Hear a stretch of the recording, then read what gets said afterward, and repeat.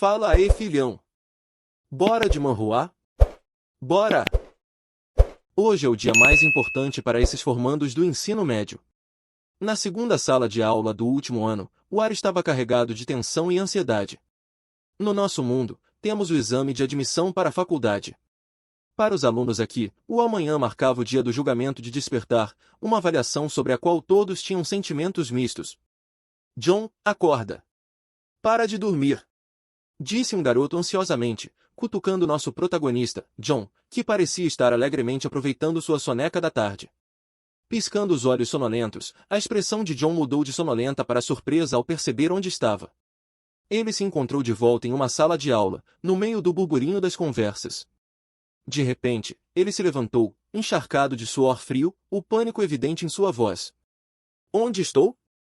Então, uma enxurrada de memórias invadiu sua mente. O planeta em que ele estava se chamava Estrela Azul, um mundo muito parecido com a Terra. Cidades modernas, ruas familiares e nações existentes. Talvez fosse um universo paralelo, ele pensou. Nesse mundo, um evento catastrófico ocorrido há um século alterou drasticamente a vida de todos. Monstros ferozes surgiram do céu, espalhando caos sobre a humanidade, causando inúmeras mortes e destruição em massa. O povo da Estrela Azul, no entanto, foi abençoado com talentos inatos que podiam ser despertos. Através do julgamento de despertar, os indivíduos podiam desbloquear caminhos para profissões únicas como assassinos, magos, caçadores, guerreiros ou suporte, só para citar alguns. Apenas esses indivíduos despertos e poderosos eram capazes de combater os monstros. Aqueles que falhavam no julgamento estavam condenados a uma existência medíocre pelo resto da vida. A divisão entre os despertos e os demais, em termos de riqueza e status social, era imensurável. Por isso, o mundo se concentrava em formar os despertos, a elite desse mundo. E amanhã, John e todos os alunos do último ano teriam que enfrentar o julgamento de despertar. Nesse mundo, os despertos possuíam riquezas inimagináveis, habilidades formidáveis e inúmeros seguidores. Enquanto John refletia sobre essa situação bizarra, uma realização repentina o atingiu. Todas essas memórias e a trama desse mundo lhe pareciam estranhamente familiares. Era como o jogo que ele havia jogado antes. Como era o nome mesmo? Ah, certo, Apocalipse Online. Era o MMORPG de mundo aberto mais popular, com jogabilidade excepcional e muita liberdade. Um fenômeno global na época. Engolindo em seco, John começou a processar o que estava acontecendo. Olhou para suas mãos, incrédulo. De alguma forma, ele havia sido transportado para um mundo onde jogo e realidade pareciam se fundir. Em sua vida anterior na Terra, no jogo Apocalipse Online, ele havia jogado como guerreiro e alcançado nível 999, a um passo da vitória final. Ele derrotou inúmeros monstros e jogadores, ganhando o título de o melhor de todos os tempos. Mas nem tudo saiu como planejado. Após derrotar inúmeros monstros, ele chegou finalmente à sala final. O que o impediu foi o tempo de recarga de suas habilidades e a falta de dano.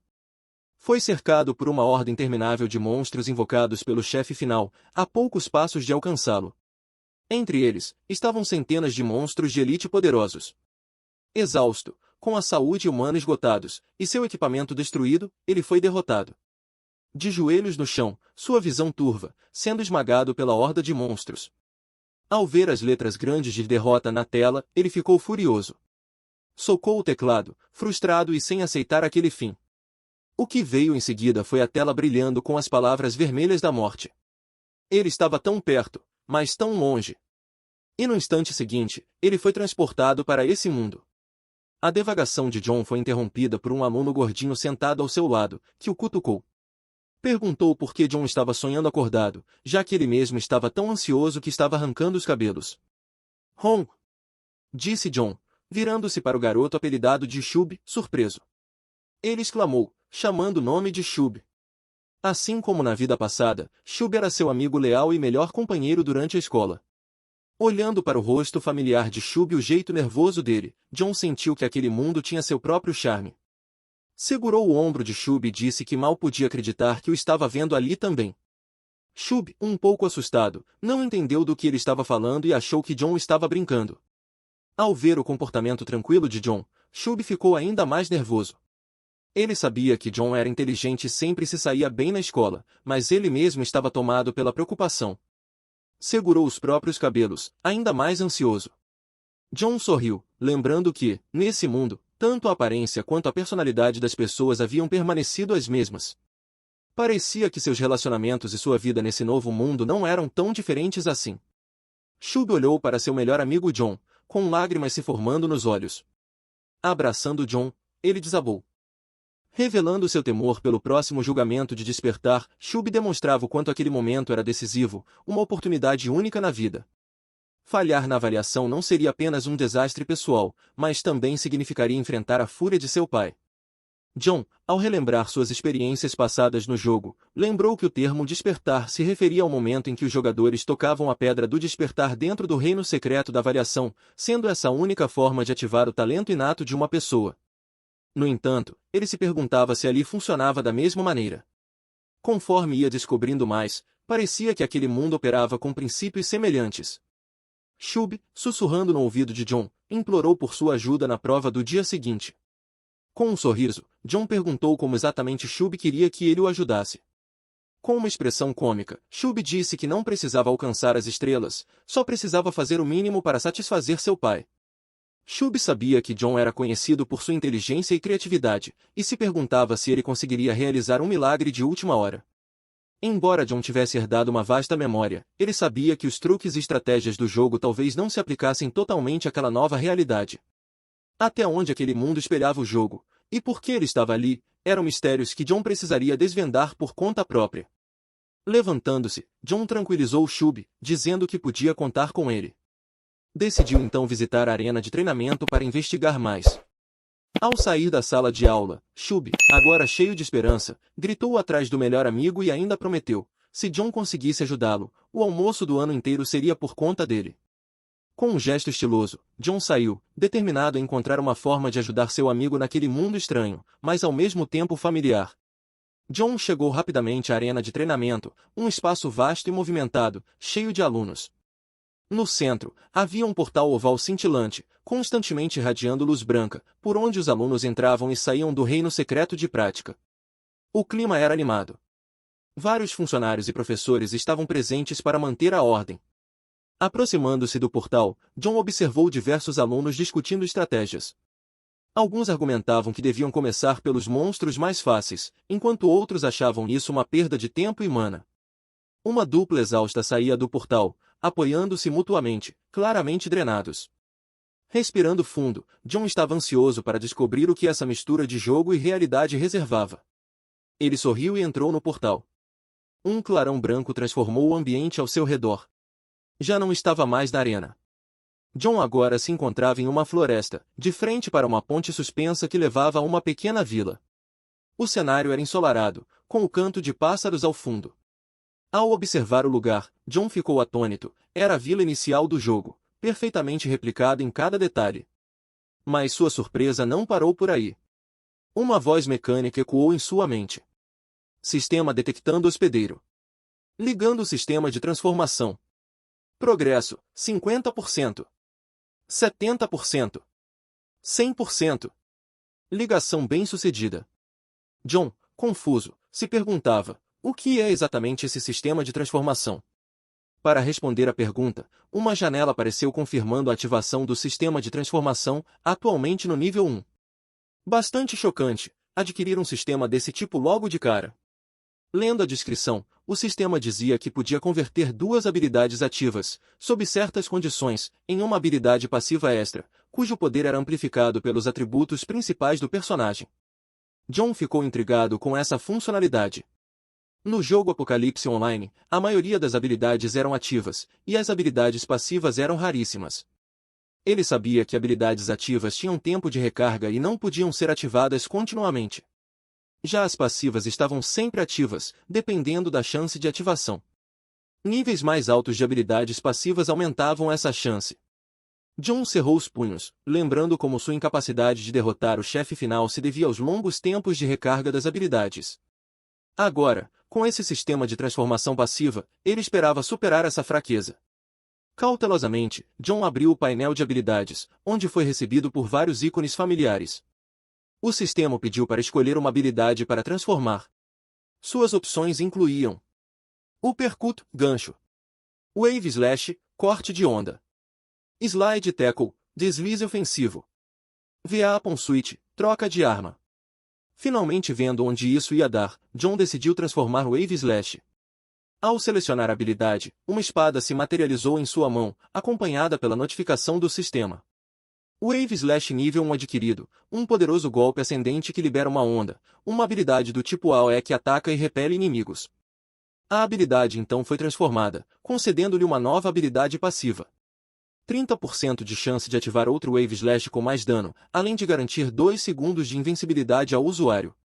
Boa, mas não quebrada. Surpreso no início, John balançou sua nova espada algumas vezes, maravilhado com a nova habilidade passiva e o dano significativamente aumentado. Impulso, agora o verdadeiro jogo começa. Nesse momento, ele ouviu passos e uma respiração pesada vindo de trás. Ao olhar, viu um minotauro enorme se aproximando. A criatura, com apenas um chifre e músculos saltando pelo corpo, empunhava um machado gigante. Seus olhos, vermelhos de sangue, estavam fixos em Junho. Junho reconheceu a besta, era um minotauro de nível 3, um dos inimigos mais desafiadores da vila inicial. Conforme Junho entrava gradualmente no alcance de ataque do minotauro, a criatura rugiu furiosamente e avançou com o machado erguido. Junho não recuou. Em vez disso, empunhou sua espada, ansioso por um verdadeiro teste de batalha. Ele a balançou, ativando o Wave Slash, que lançou uma poderosa onda roxa, empurrando o minotauro vários metros para trás contra uma grande rocha. Junho havia colocado toda a sua força naquele golpe e observava atentamente enquanto a névoa se dissipava. O minotauro se levantou, ileso. Agora, seus olhos brilhavam com um vermelho feroz. Enfurecido, ele saltou no ar, aparecendo acima de Junho em um instante e desceu com um machado colossal. Junho desviava constantemente, tentando contra-atacar com sua espada, mas seus atributos atuais não eram suficientes para derrotar um minotauro em estado de fúria. No momento crítico, Junho se viu encurralado, o machado da criatura estava a centímetros de sua cabeça. Desesperado, ergueu a espada para bloquear, mas sua arma inferior não resistiu e se quebrou completamente. No entanto, naquele milésimo de segundo, a habilidade passiva Wave Slash foi ativada, concedendo a Junho 2 segundos de invencibilidade. Sem hesitar, ele usou os fragmentos da espada quebrada para liberar a força Wave Slash, agora com um multiplicador de dano de 5x. Junho se abaixou e estocou com força, cravando a lâmina de baixo para cima, do queixo até o crânio do minotauro.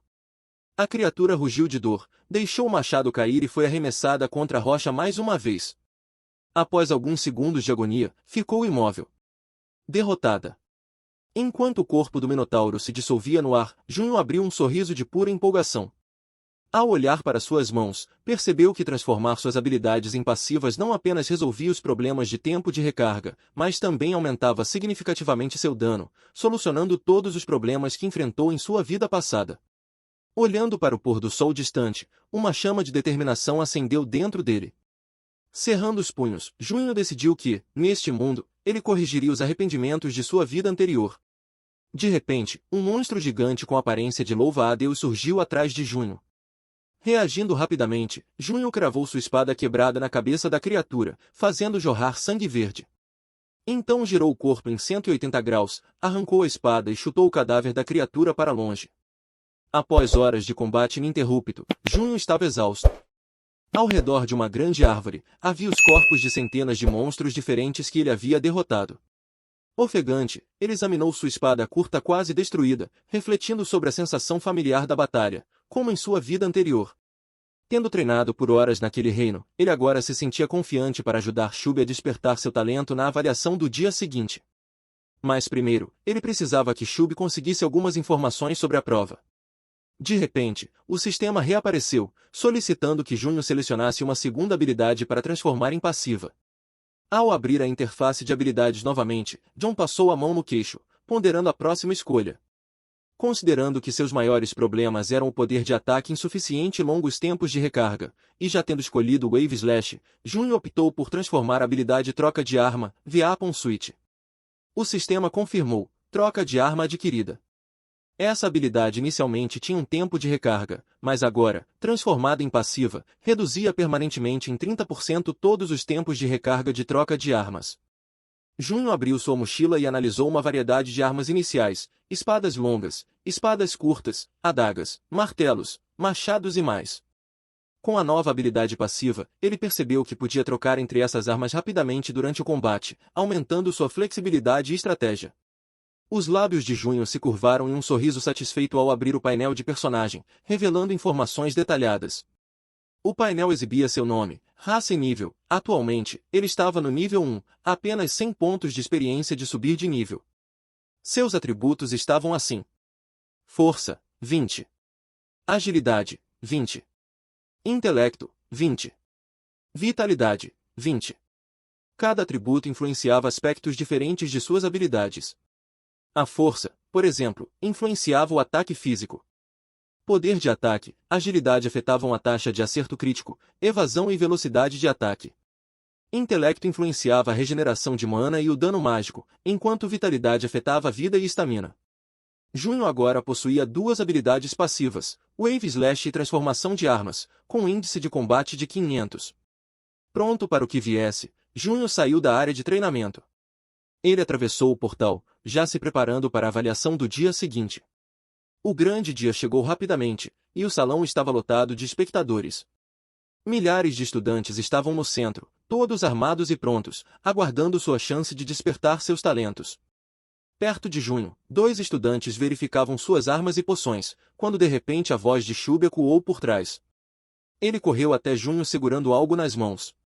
Usando o poder do dinheiro, Shubi havia convencido o pai a subornar alguém e conseguir o mapa da avaliação de hoje. Na noite anterior, Junho havia mandado uma mensagem pedindo que ele tentasse conseguir o máximo de informações possíveis. Embora confuso, Shubi atendeu ao pedido. A voz de Shubi era bem alta, então Junho o mandou abaixar o tom. Shubi imediatamente cobriu a boca e, empolgado, compartilhou a novidade em voz baixa. Eles se afastaram até um canto, onde Shubi abriu o mapa, revelando que a avaliação daquele dia ocorreria na Fenda Fogo da Ira, escolhida pelo mais rigoroso de todos, Professor Léo. Shubi acreditava que a dificuldade seria alta, dada a fama de exigente do professor. Ao ouvir o nome Fenda Fogo da Ira, Junho a reconheceu, era um mapa iniciante que ele conhecia bem, com monstros entre níveis 3 e 10. Não seria difícil para Junho, mas para Shubi, em seu estado atual, seria um verdadeiro desafio. Junho então se virou para Shubi e perguntou qual era o nível mais alto de monstro de elite que ele havia conseguido derrotar sozinho em uma dungeon de iniciante. Com um toque de vergonha, Shubi mexeu nos dedos e admitiu que nível 5 provavelmente era seu limite. Junho suspirou internamente com a falta de força de seu amigo e já pensava em usar alguns atalhos para ajudá-lo. Porém, a conversa deles atraiu atenção indesejada. Um garoto loiro chamado Richard, acompanhado de dois capangas, se aproximou com um tom debochado. Ele zombou de Shubi por tentar usar atalhos graças à sua riqueza e começou a fazer piadas com o pai dele. Richard era um riquinho da turma ao lado, cujo pai era um concorrente direto do pai de Shubi. Ele vivia procurando maneiras de rebaixar Shubi. Shubi, irritado, arregaçou as mangas, não ia deixar isso barato. Junho, percebendo a raiva nos olhos do amigo, o segurou rapidamente, pedindo que se acalmasse. Shubi protestou, pronto para colocar Richard em seu lugar. Richard, animado com a reação de Shubi, continuou provocando, dizendo que Junho foi esperto em segurá-lo, pois sabia que ele não venceria. Foi então que Junho, discretamente, colocou o pé no caminho de Richard, fazendo-o tropeçar e cair de cara no chão, arrancando gargalhadas da multidão ao redor. Shubi também ficou chocado. Junho comentou, com um toque de ironia. Não precisava de uma desculpa tão dramática assim. Richard se levantou com o rosto vermelho de vergonha, fitando Junho com ódio. Ele jamais imaginaria que Junho, antes tão apagado, teria coragem de enfrentá-lo. Está procurando sua própria morte, rosnou ele, antes de lançar um soco em Junho. Mas, para a surpresa de todos, Junho segurou o soco com uma única mão, com facilidade. Richard, perplexo, ouviu Junho propor uma aposta. Após Junho soltar seu pulso, Richard esfregou o punho dolorido e zombou da ideia. A aposta era a seguinte, ver quem tiraria a maior pontuação na avaliação, Shubi ou Richard. O barulho ao redor cessou com o atrevimento da aposta. Richard e seus capangas não aguentaram e caíram na risada, achando aquilo absurdamente fácil. Com desprezo, Richard aceitou a aposta e estabeleceu os termos. Quem perdesse teria que correr 10 voltas pelo campo pelado, gritando 3 vezes que o outro era seu pai. Junho apenas sorriu e aceitou. Shub, suando frio, ficou paralisado, chocado com a audácia da aposta. Todos ao redor, incluindo os professores, ficaram pasmos. A diferença de habilidades entre Shub e Richard era bem conhecida, um era o pior aluno, o outro, um dos melhores. Depois que o trio se afastou, Shub sussurrou nervosamente para Junho, expressando suas preocupações. Junho, com um gesto tranquilo, tentou reassegurá-lo. Shub estava à beira das lágrimas, lamentando seu desejo simples de apenas passar na avaliação e impressionar o pai. Ele não esperava que as coisas tomassem esse rumo. Ficava claro que ele não tinha confiança em si mesmo. Junho observou a expressão frustrada de Shub, tentando segurar o riso, então o puxou para cima e sussurrou um plano em seu ouvido. Ninguém além de Shub ouviu o que Junho disse, mas sua expressão mudou do pânico para a surpresa, e depois para uma empolgação imensa. Ele então perguntou animado se aquilo era mesmo possível, e Junho apenas assentiu com um sorriso. Shub então se levantou gritando que hoje faria Richard correr pelado e chamá-lo de papai. A multidão ficou completamente perplexa com essa declaração ousada. Logo depois, um homem de meia-idade se aproximou do centro do estádio, atraindo a atenção de todos ao tossir algumas vezes no microfone. Era o reitor, um profissional transferido de segunda classe. Sem perder tempo, ele anunciou o início da avaliação. Conforme os candidatos entravam no portal um a um, Shub flexionou os bíceps com confiança antes de entrar, dizendo a Junho para assistir bem à sua performance. Chegou a vez de Junho. Um clarão de luz branca o transportou direto para a fenda-fogo da ira. O calor dentro do reino secreto era intenso, com lava por toda parte. O ambiente familiar da enorme caverna vulcânica, que dizia-se ser lar de orques e demônios malignos, se estendia diante dele. A parte inicial da fenda consistia em várias pequenas plataformas suspensas acima da lava, conectadas por caminhos estreitos, onde um passo em falso significava cair na rocha derretida. Para alcançar o chefe final do mapa, os jogadores precisavam escalar montanhas irregulares. É bom estar de volta a uma dungeon de iniciante, murmurou Junho, estalando os pulsos. Respirando fundo, Junho avançou rapidamente pelo reino secreto, seguindo o caminho que lembrava. Logo, encontrou dois monstros, orcs grotescos, musculosos e de pele verde, conhecidos como acólitos da lâmina ardente, armados com adagas afiadas. Assim que fizeram contato visual, os acólitos avançaram contra ele. O ataque repentino assustou Junho, mas ele desviou com facilidade, saltando para trás. Porém, outros três apareceram atrás dele, cercando-o rapidamente. A experiência em vida real era muito diferente de jogar no computador. Agora, em vez de pressionar teclas, ele enfrentava uma batalha física real. Junho puxou uma espada de iniciante de sua mochila. A velocidade e força dos monstros eram notavelmente maiores do que os enfraquecidos da arena de treino. Cercado pelos 5 orcs monstruosos, Junho percebeu que lutar contra todos ao mesmo tempo seria uma tarefa difícil.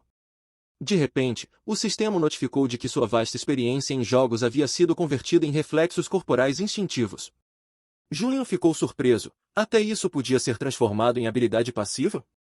Sentiu uma mudança notável em seu corpo, como se uma onda de força tivesse preenchido seus músculos e ossos. Tudo o que fazia no jogo agora era memória muscular. Quando 2 orcs avançaram, Junho desviou com agilidade surpreendente e então saltou uma distância absurda até uma parede.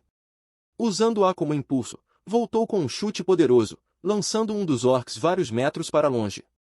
Os outros ficaram atordoados. Com a espada em mãos, Junho sentiu uma onda de empolgação ao se adaptar às suas novas capacidades. Essa habilidade de transformação era incrível, ele conseguia controlar cada músculo do corpo com precisão. Olhou friamente para os orcs restantes, agora confiante em seu novo poder, e os provocou para atacarem todos juntos. Sentindo o desafio de Junho, os 5 orcs investiram ao mesmo tempo. Junho desviou com maestria, posicionando-os em uma linha. Aproveitando o momento, executou um rasteira deslizante que lançou os 5 orcs para o alto. Virando-se rapidamente, ativou o Wave Slash. Em um instante, uma explosão de luz púrpura saiu da espada, formando uma onda circular que atingiu todos os orcs no ar. Mas não parou por aí. O Wave Slash passivo foi ativado logo em seguida, liberando um ataque ainda mais poderoso. A combinação das versões ativa e passiva de Wave Slash foi devastadora. Os 5 acólitos da lâmina ardente foram obliterados, seus corpos caindo pesadamente no chão. Como Junho realizou o que o sistema chamou de movimento especial, recebeu um bônus de experiência de 50%, acumulando 250 pontos de experiência. Esse ganho rápido levou direto ao nível 3, e seu corpo foi envolvido por 2 brilhos dourados de evolução. Os olhos de Junho brilharam de empolgação. A experiência extra de um abate especial foi um bônus inesperado. Derrotar apenas 5 monstros e já estar no nível 3. Esse mundo é muito mais interessante que o jogo, pensou, sentindo-se cada vez mais envolvido com essa nova realidade.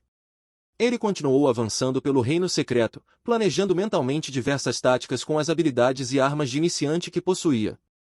Salão de avaliação, uma grande tela exibia as informações de todos os participantes, e os rankings estavam mudando constantemente.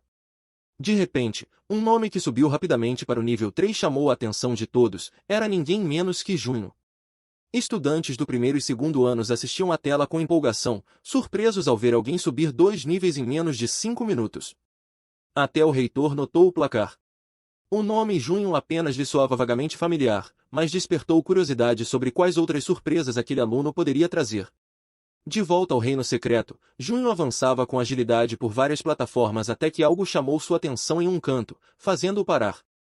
Ele avistou algumas figuras encapuzadas não muito longe, 3 bruxos das sombras, cada um acompanhado por um cão de caça. Junho observou a área atentamente e uma ideia brilhante lhe ocorreu. Ele se lembrou de um bug dos seus tempos de gamer, que se explorado corretamente, facilitaria muito a subida de nível. Rapidamente, pegou uma arma de gancho e atirou para cima, pousando sobre uma grande rocha, de onde tinha uma visão privilegiada dos bruxos lá embaixo. Então, puxou um pequeno dardo e o lançou contra um dos bruxos das sombras. O dardo não causou muito dano, mas chamou a atenção dos 3 bruxos, que imediatamente focaram em Junho. Quando olharam para cima e começaram a conjurar feitiços, as barras de progresso de seus raios das sombras começaram a encher. Junho se escondeu rapidamente atrás da rocha, sabendo que os bruxos de baixo nível só tinham 2 habilidades, invocar cães de caça e lançar feitiços sombrios. Ele tinha certeza de que seu plano funcionaria. Como Junho havia saído da linha de visão deles, a conjuração dos feitiços foi interrompida e as barras de progresso se resetaram. Junho ficou satisfeito com o funcionamento da estratégia, explorando com perfeição a mecânica de visão dos monstros. Ele então continuou atacando com dardos para eliminar os cães, voltando a se esconder logo depois e interrompendo novamente os feitiços dos bruxos. Foi aí que uma cena engraçada se desenrolou. Com os cães mortos, os bruxos começaram a invocar novos ao mesmo tempo. Junho não conseguia conter a empolgação, vendo seu plano funcionar com perfeição. Ele se lembrava bem do infame bug dos novatos, o glitch de invocação infinita dos bruxos das sombras. O erro ocorria quando os bruxos, incapazes de travar o alvo, entravam em um loop lógico, invocando cães sem parar. Cada cão invocado rendia pontos de experiência quando derrotado. Junho executava a estratégia com perfeição, explorando o bug ao máximo. Agora, só precisava esperar o momento certo para atacar. Ele deitou-se, decidido a tirar um cochilo, enquanto os bruxos acumulavam experiência para ele sem perceber. 8 horas se passaram rapidamente no salão de avaliação, e o placar sofreu mudanças significativas. O nome de Junho já tinha sumido das primeiras posições. Os primeiros e segundos lugares estavam no nível 9, os demais do top 10 no nível 8, e os seguintes em níveis 7. Shub estava em 498º, tendo alcançado nível 4. Os estudantes comentavam, muitos decepcionados com Junho, que havia alcançado nível 3 mais rápido que todos, mas agora estava no fundo do ranking, ainda no nível 3. Com o tempo se esgotando, o primeiro aluno alcançou o nível 10 e conseguiu realizar a mudança de classe, era Jing Jing, que estava em segundo lugar. Ela subiu para o nível 10 e se tornou a primeira a mudar para a classe de atiradora, saltando para o topo do ranking. A multidão explodiu em aplausos. Mas a euforia durou pouco, pois mais alunos alcançaram o nível 10 e começaram suas mudanças de classe, com vários se tornando espadachins. O reitor assentiu satisfeito com o progresso dos alunos de destaque.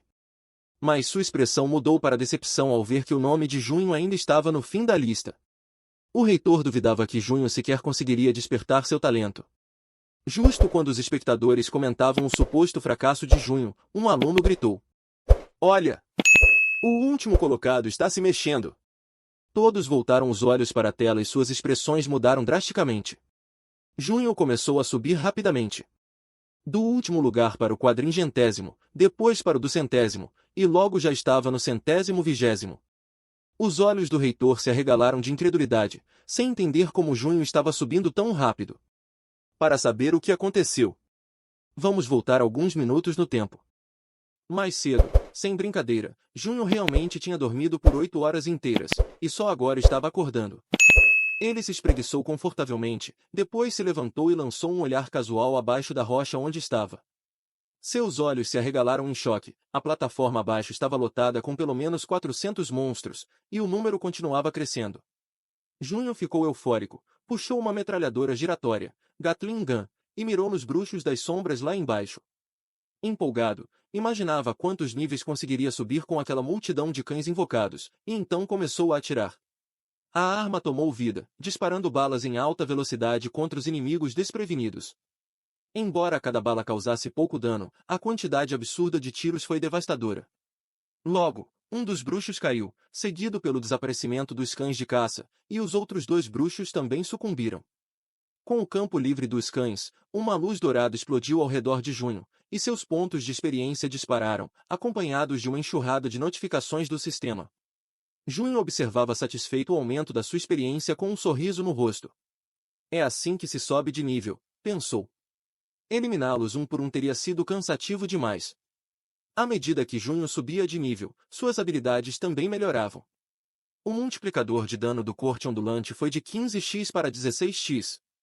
O tempo de invencibilidade aumentou de 0,2 para 3 segundos. A redução de recarga ao trocar de armas agora era permanente, reduzindo o tempo em 40%. Junho, exaltado, olhava para sua barra de habilidades, se perguntando se no futuro, suas passivas poderiam ser ativadas 100% das vezes. As notificações de subida de nível continuavam piscando. Inacreditavelmente, em menos de 1 minuto, Junho chegou ao nível 13, graças ao massacre estratégico dos bruxos e seus cães. No placar do lado de fora, seu nome disparou para o topo, ultrapassando o antigo primeiro lugar, tornando-se a primeira pessoa a atingir o nível 13. Enquanto isso, os professores que observavam do lado de fora estavam completamente vidrados na ascensão meteórica de Junho na tela gigante. Meu Deus, que velocidade é essa para subir de nível? Em apenas alguns segundos, ele subiu mais de 100 posições.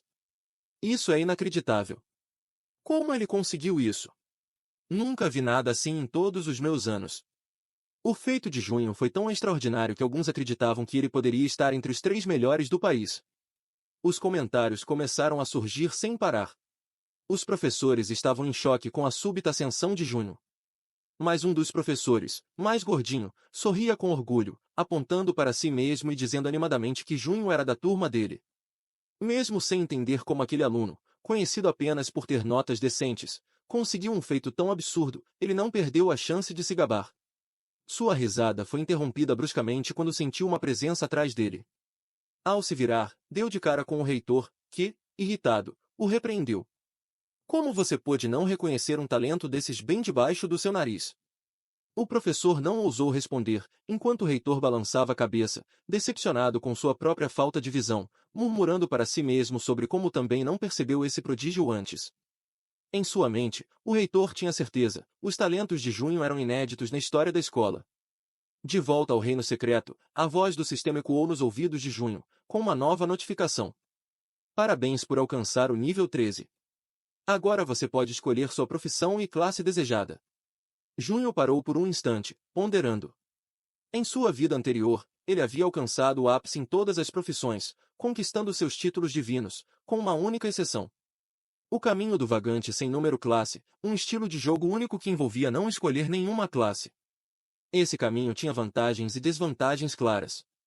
A maior vantagem era a capacidade de usar qualquer equipamento, sem restrições, o que permitia combinações extremamente versáteis. Além disso, o vagante sem classe retinha todas as habilidades básicas, coisa que outras classes perdiam ao realizar a transferência.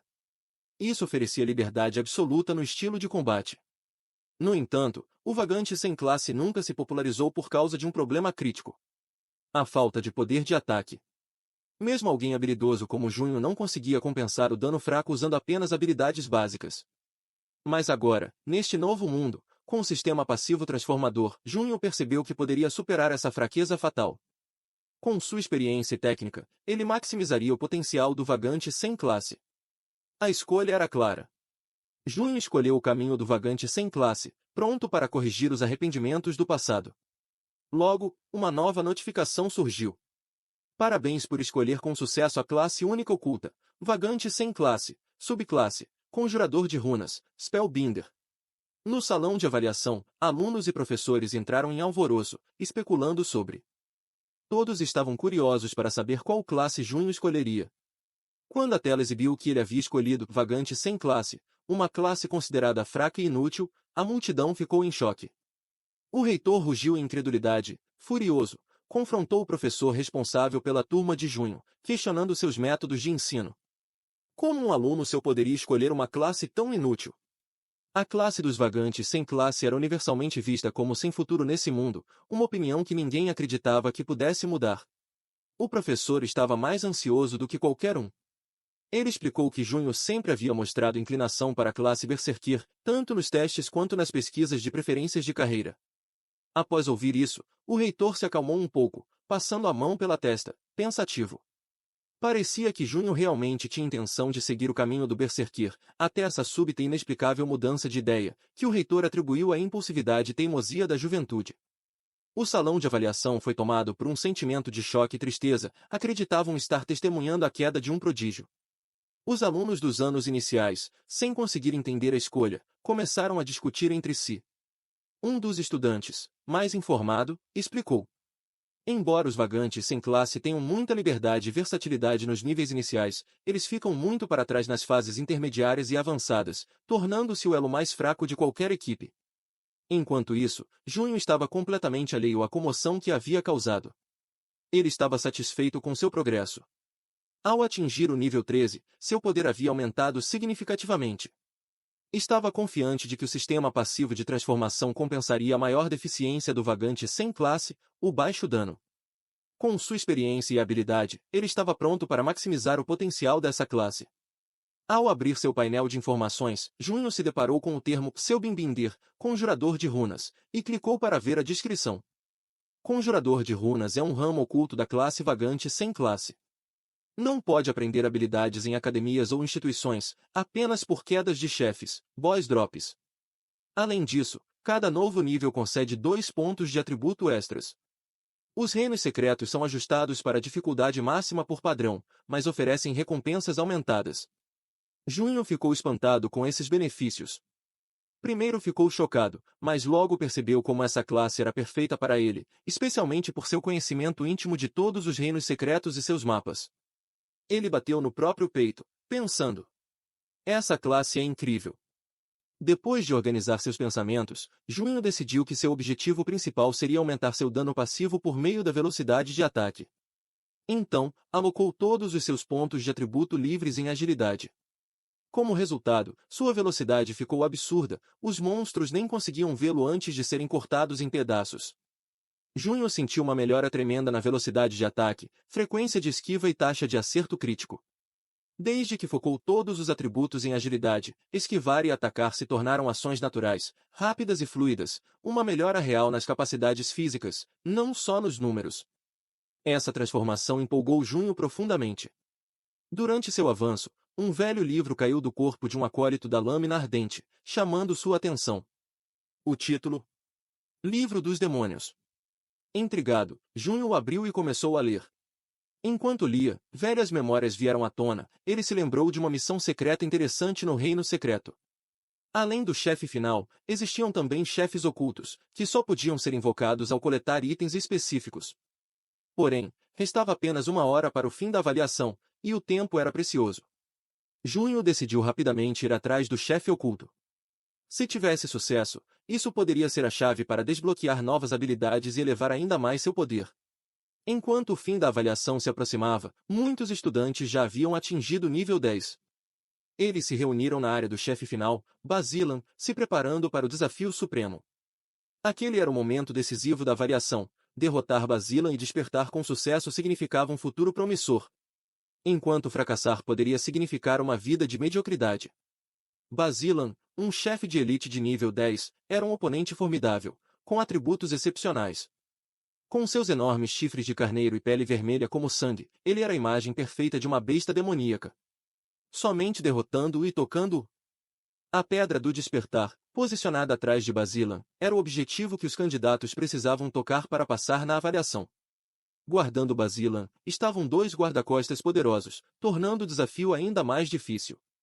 Entre os candidatos, um estudante exausto e coberto de ferimentos, com as roupas chamuscadas e rasgadas, respirava com dificuldade, se preparando para a luta.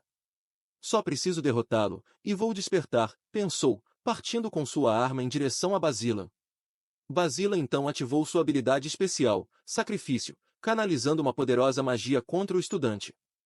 Essa magia causava dano contínuo e, além disso, lançava diversas maldições de debuff aleatórias, reduzindo os atributos base do atacante. Se fosse atingido, as chances de derrotar Basilan seriam praticamente nulas.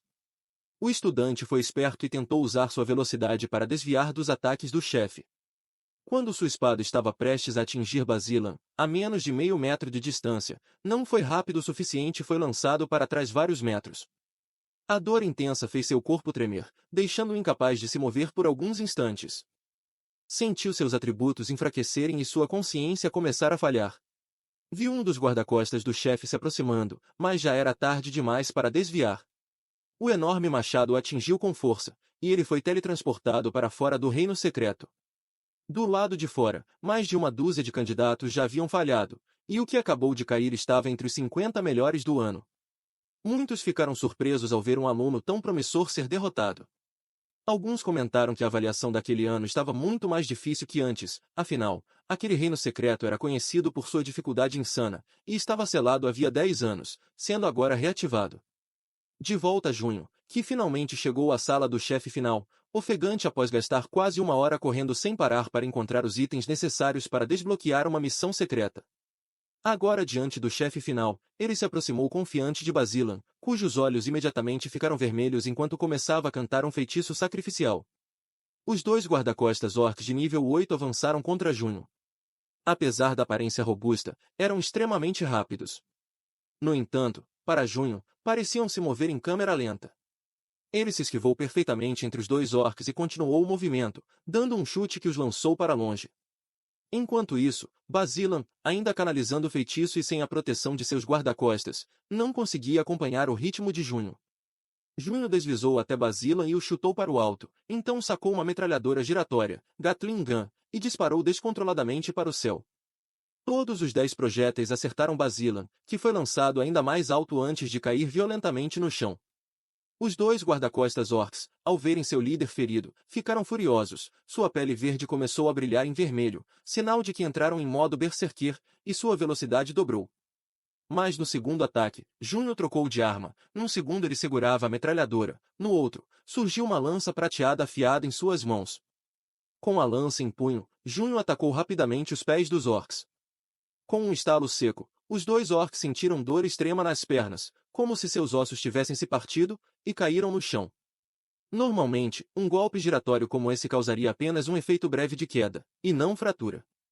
Porém, Junho mirou precisamente nos pontos fracos, atingindo a parte mais vulnerável da canela, o que causou esse efeito incomum. Essa era apenas uma entre centenas de técnicas que Junho dominava. Continuando seu avanço até o chefe, Basilan tentava desesperadamente se levantar, mas dessa vez, a ponta da lança estava apontada direto para suas costas. Sem hesitar, Junho cravou sua lança com força na cabeça de Basilan. Logo após, dois estudantes, um garoto e uma garota, apareceram diante do portal. A garota, um passo à frente, foi a primeira a sair. Apesar de sua hesitação inicial, o garoto a parabenizou. Mas então, ambos olharam para a tela grande que exibia o ranking, e ficaram chocados ao ver que o topo não era da garota, e sim de um estudante de nível 7 chamado Shub, que foi o primeiro a completar a avaliação, sem sequer ter chegado ao nível 10 ou passado por transferência de classe. Eles não faziam ideia do que estava acontecendo. Perder para um estudante de nível tão baixo incomodou muito a garota. Colegas se aproximaram para consolá-los, sugerindo que Shub devia ter trapaceado, especialmente porque o reitor o levou para longe após sua avaliação. O garoto também tentou confortá-la. A garota, tentando manter a calma, estava convencida de que Shub havia trapaceado. Enquanto isso, na sala de conferências da diretoria, o ambiente estava tenso e silencioso. Um homem idoso, ninguém menos que o professor Leu, o examinador-chefe da avaliação daquele ano, e um profissional de terceira transferência de classe, levantou-se de repente. Ele bateu a mão com força na mesa e confrontou Chub, exigindo saber. Você trapaceou. Ao contrário da maioria dos alunos, que talvez. Chub confessou, mas determinado a não entregar seu melhor amigo Junho, insistiu que tudo foi apenas sorte. O professor Leu, lançando um olhar severo para Chub, questionou como ele poderia ter passado pela avaliação sem nem saber quais eram as habilidades do chefe ou como ele se parecia. As palavras do professor Leu eram pesadas e frias, o tom firme, e até ameaçador no final. Com calma, ele sugeriu que havia visto as câmeras de vigilância, e que a pessoa que ajudou Chub a trapacear devia ser muito próxima dele. No entanto, ele advertiu que a escola não perdoaria essa pessoa também. Ao ouvir isso, a expressão de Chub congelou, e ele foi dominado pelo medo. Num gesto desesperado para proteger seu amigo, Chub se ajoelhou e assumiu toda a responsabilidade, implorando para que a escola o punisse apenas a ele. Chub então decidiu contar toda a sequência de acontecimentos, assumindo toda a culpa. Ele revelou a existência de um caminho secreto dentro do reino secreto que permitia evitar todos os monstros e alcançar o chefe final sem ser notado. Como os monstros não conseguiam vê-lo, não o atacaram, e ele ficou esperando em segurança por 10 horas, até que se esgueirou por trás do chefe e encontrou a Pedra do Despertar. Chub, apavorado, estava pronto para ser expulso da escola. Porém, todos na sala, incluindo o professor Leu, ficaram em silêncio, atônitos. O professor Leu ficou surpreso ao saber da existência de um talento tão oculto dentro da escola. Ele instruiu o reitor a trazer os registros de Junho. O reitor prontamente apresentou o arquivo pessoal de Junho e um tablet com as filmagens. Enquanto o professor Leu assistia ao vídeo, seus olhos se arregalaram de espanto. Primeiro, ele pareceu confuso, depois, começou a rir, exclamando: Esse jovem é extraordinário!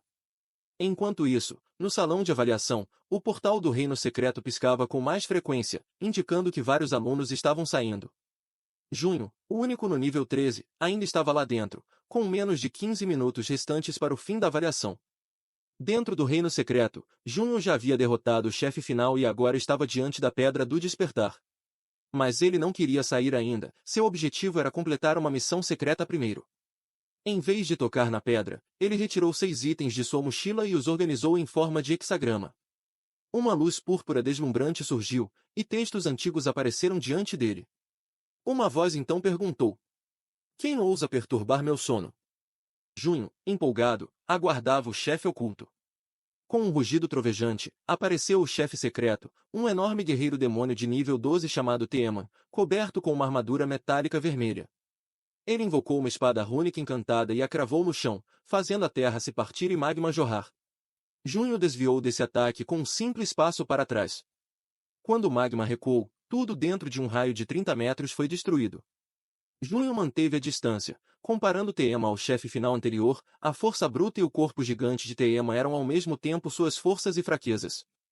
Rápido em bolar uma estratégia, Junho provocou Teeman com um gesto zombeteiro. Teeman, achando que Junho o subestimava, ficou furioso. A cada passo, o chão se rachava, e então ele sumiu, ou melhor, disparou em alta velocidade em direção a Junho, balançando sua grande espada. Junho então sorriu de forma maliciosa e, com um movimento preciso, lançou um punhado de areia escondido em sua mão direita.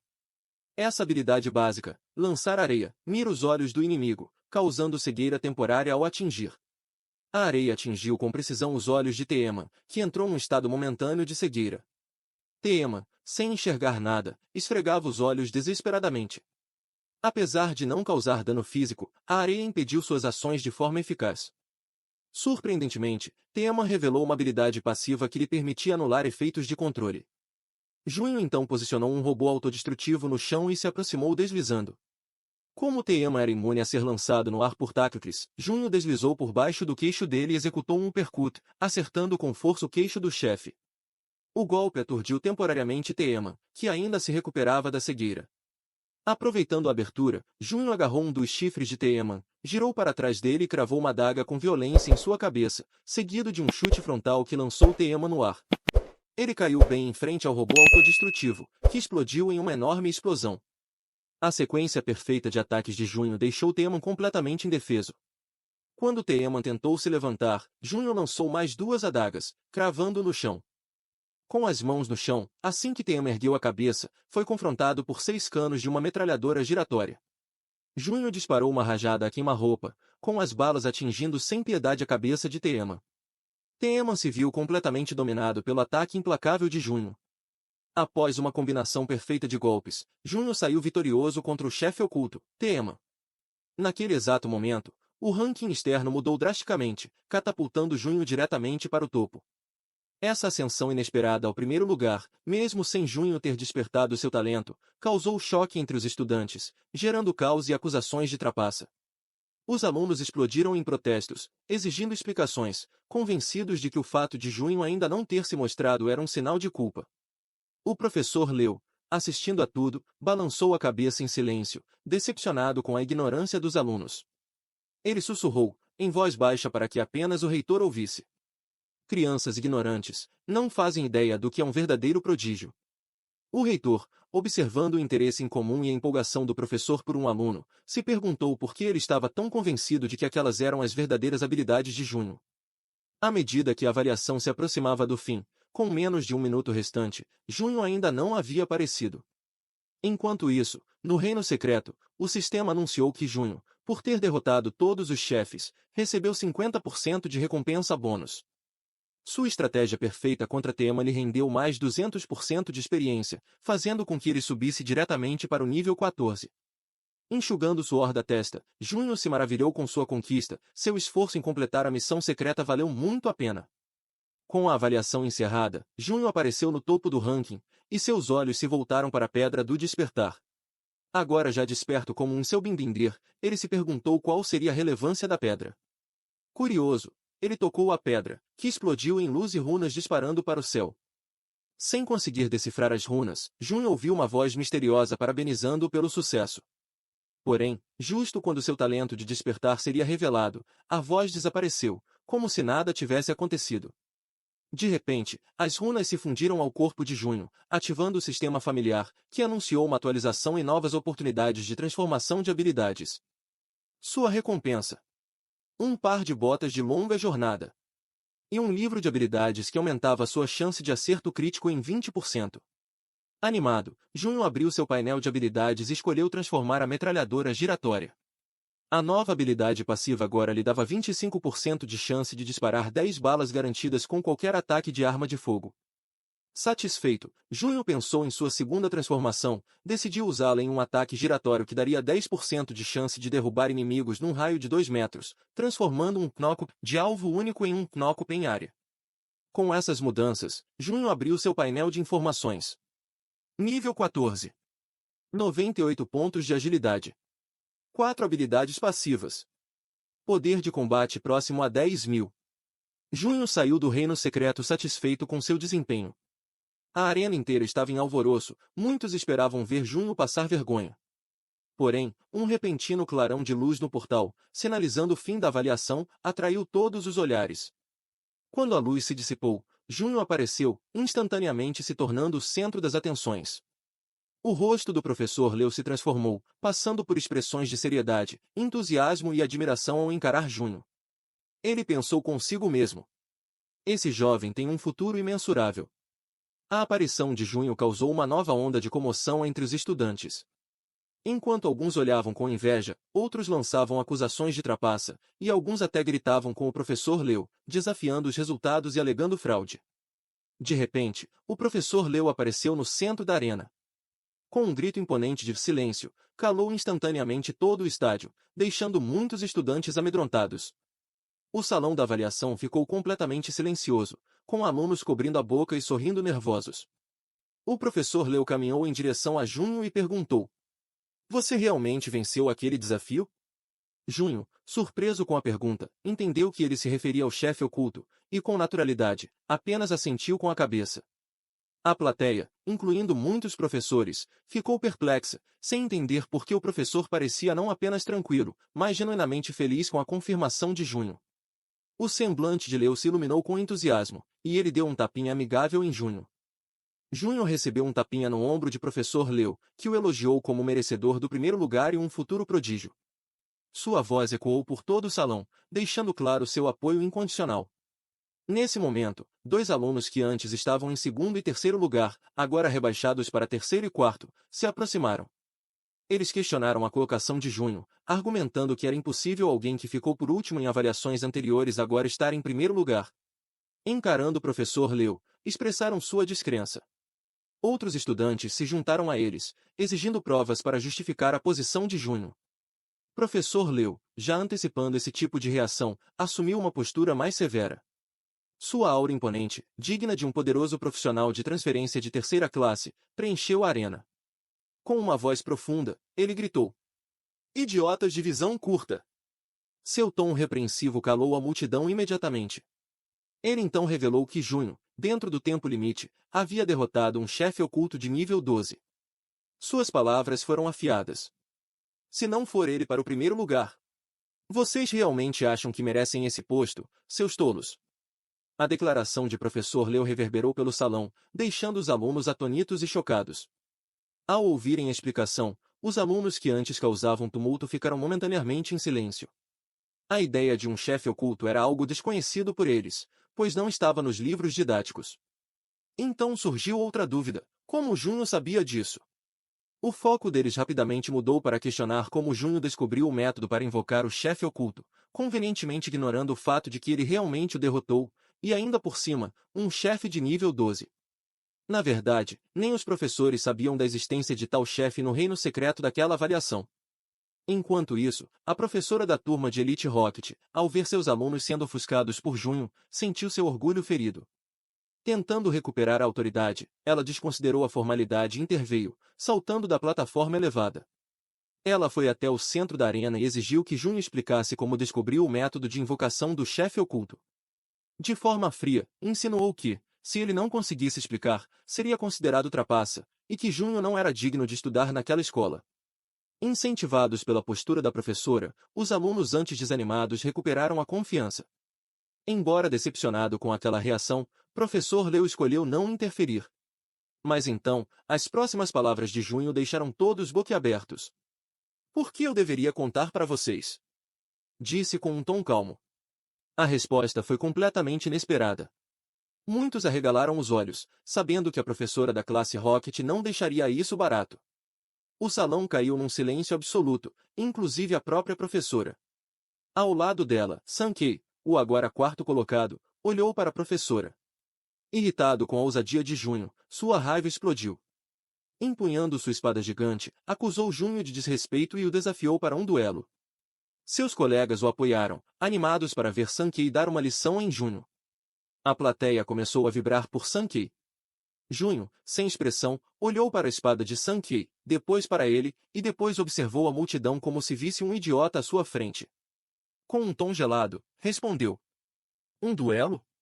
Você é sequer digno. Disse, com um leve sorriso sarcástico. A arena explodiu novamente por causa da resposta fria e provocativa de Junho, uma verdadeira tapa de luva de pelica. A plateia começou a atirar lixo e xingar Junho, chamando de bocudo trapaceiro. Até Sankei ficou chocado com o nível de desprezo, ele não esperava ser tão ridicularizado. Nesse momento, Lu Jingjing, que até então estava em silêncio, deu um passo à frente. Ela deu um leve tapinha no ombro de Sankei, sinalizando para ele se acalmar. Então, voltando-se para Junho, fez uma proposta ousada. Se você está tão confiante, por que não enfrenta nós dois ao mesmo tempo? Essa sugestão causou mais um alvoroço, todos ficaram surpresos ao ver Lu Jingjing disposta a lutar ao lado de Sankei em uma batalha 2 contra 1. Porém, no meio da agitação, Junho olhou para ela dos pés à cabeça e soltou um deboche. E você é? Quem, exatamente? Essa frase atingiu Lu Jingjing como um golpe. Ela, considerada a sino da academia, a mais bela ou destacada, se sentiu humilhada e ofendida. Respirando de forma acelerada, ela tentou se controlar e respondeu, furiosa: eu sou o sino da academia. Mas parece que você realmente nunca ouviu falar de mim. O Sankei, com os olhos vermelhos de raiva, gritou que ensinará uma lição a Junho, agora propondo um duelo de verdade, até a morte. A professora da classe Rocket também ficou chocada ao ouvir isso, pois tal duelo não era um simples treino, mas um confronto formal entre profissionais. E naquele mundo, que venerava a força, recusar um duelo era motivo de escárnio público. Mesmo Junho sendo o primeiro colocado na avaliação, o ambiente começava a se voltar contra ele. Ninguém acreditava que Sankei perderia. Junho, vendo que a luta era inevitável, expressou com indiferença que estava disposto a esmagar essas moscas incomodas, embora achasse tudo entediante e uma perda de tempo. Se Sankei realmente queria morrer, então que aprendesse uma lição. Nesse momento, professor Leu, acariciando a barba com um sorriso, parecia divertido com a reviravolta. Para ele, era uma excelente oportunidade para avaliar a verdadeira força de Junho. Sob sua proteção, não haveria risco de morte. Com um aceno de mão, professor Leu criou magicamente uma arena temporária no centro do salão de avaliação. Ele lembrou a Sankei que, já que escolheu desafiar alguém, não deveria se arrepender. Sankei ficou um pouco incomodado, parecia que o professor não confiava nele, mas ainda assim forçou um sorriso educado, indicando que havia entendido. Junho, sem querer perder tempo, saltou imediatamente para a arena, pronto para o duelo. Sankei, com uma expressão séria, o seguiu. Assim que o duelo começou, o corpo de Sankei brilhou com uma luz roxa, aumentando sua velocidade e poder de ataque em 50%, prova de seu talento nível A. A plateia, reconhecendo o brilho roxo e sua velocidade impressionante, percebeu que Sankei estava usando a habilidade exclusiva dos espadachins, sombras deslizantes. Ele se movia tão rápido que os estudantes mal conseguiam acompanhar sua posição real, surgindo atrás de Junho. Com um sorriso cruel, Sankei acreditava que seu oponente era só conversa. Ele avançou com sua espada longa, sem piedade, como se não se importasse em feri-lo fatalmente. Porém, no momento crítico, Junho se virou e sorriu para Sankei, depois saltou com leveza, desviando do golpe. No meio do ar, Junho balançou a cabeça, visivelmente decepcionado com a força de Sankei, achando-o fraco demais. A cena chocou o público, que não conseguia entender como Junho havia desviado tão facilmente. Sankei ajustou os óculos, com um brilho sério nos olhos. Ainda acreditando que aquilo fora apenas sorte, ele balançou a espada novamente, liberando a habilidade corte giratório, lançando uma poderosa lâmina de energia em direção a Junho. Junho puxou uma espada longa de iniciante de seu espaço de armazenamento, bloqueou o ataque, mas ainda assim foi empurrado alguns metros para trás. Sem desistir, Sankei usou a habilidade investida, se aproximando rapidamente e executando a habilidade corte ascendente, tentando lançar Junho para o ar. Junho, mesmo sendo atingido, não demonstrou qualquer mudança na expressão, como se estivesse deixando Sankei acertar de propósito. Então, Sankei desapareceu novamente, usando sombras deslizantes para reaparecer acima de Junho, desferindo outro golpe brutal com sua espada longa. Um estrondo ecoou pelo ar, mas ninguém sabia ao certo o que havia acontecido. Os alunos da classe Rocket começaram a elogiar Sankei pela sequência perfeita de golpes, e até Lu Jingjing apertou os punhos, admirada, dizendo: "Muito bem."